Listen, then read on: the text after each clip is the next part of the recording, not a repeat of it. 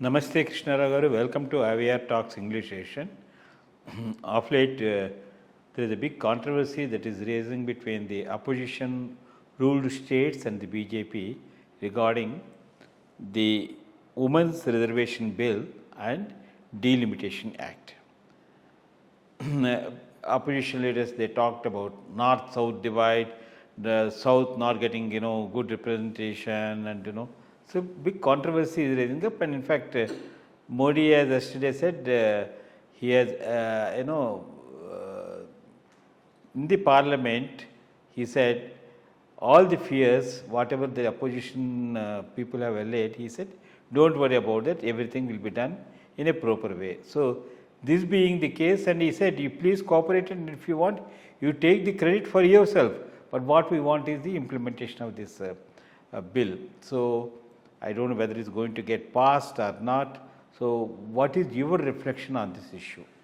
I think one of those things where the opposition and a part of media, especially these left liberal intellectuals, are spreading untruths and trying to make it viral to give a bad name for the government when the action is totally different.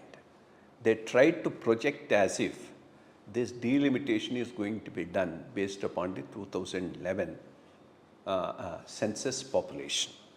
In which case, of course, if that was done like that, it could have resulted in the number of parliament seats increasing in the north and number of parliament seats decreasing in the south, because south has taken to family planning more positively from a long time, and implementation of family planning methods are far more widespread in the southern states, resulting in the net birth rate getting stabilized, and to that extent the population getting reduced.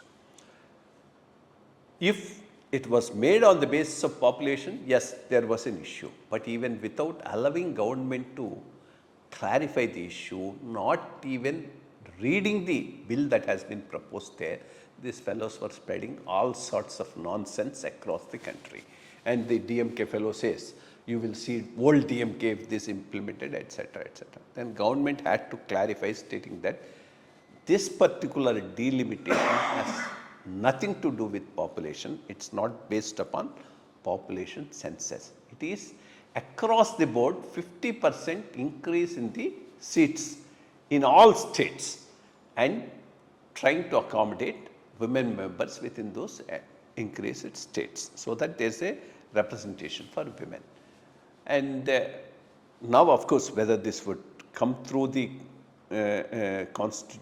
this constitutional amendment will get passed, I have my own doubts, because Congress and other parties have taken a stand on this, unnecessary stand on this, and they may not allow it to go through.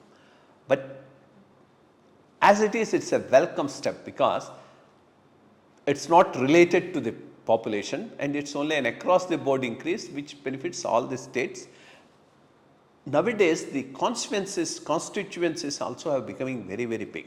So unless you increase the number of constituencies, the MPs being available to members of parliaments being available to the public will become scarcer and scarcer and remote.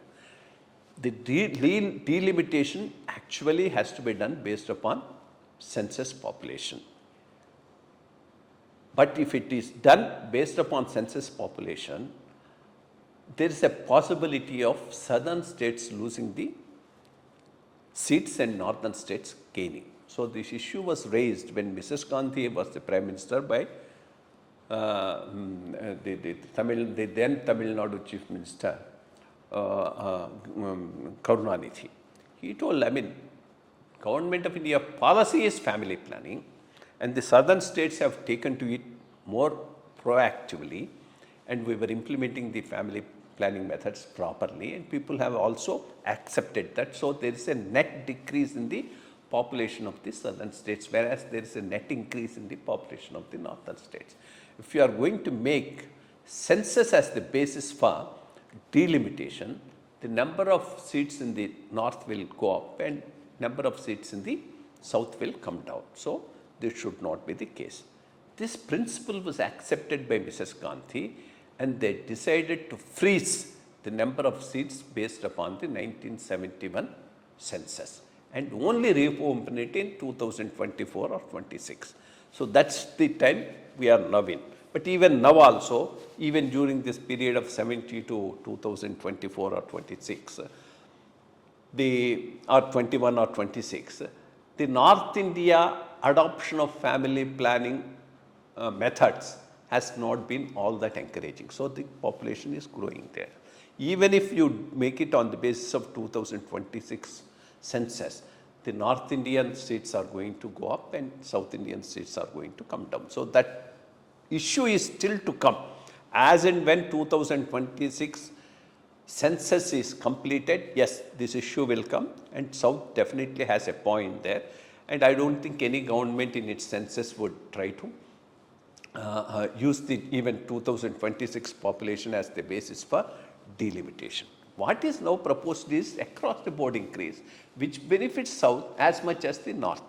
But unfortunately, since the Congress and others have taken a decision to oppose this constitutional amendment bill may not go through, but it is a desirable constitutional amendment bill to increase the number of seats so that the representative nature of the constituencies is maintained and also accommodate women's reservation as part of that. It's unfortunate that the opposition has taken a unwise stand on this and is not allowing this constitutional amendment bill to go through.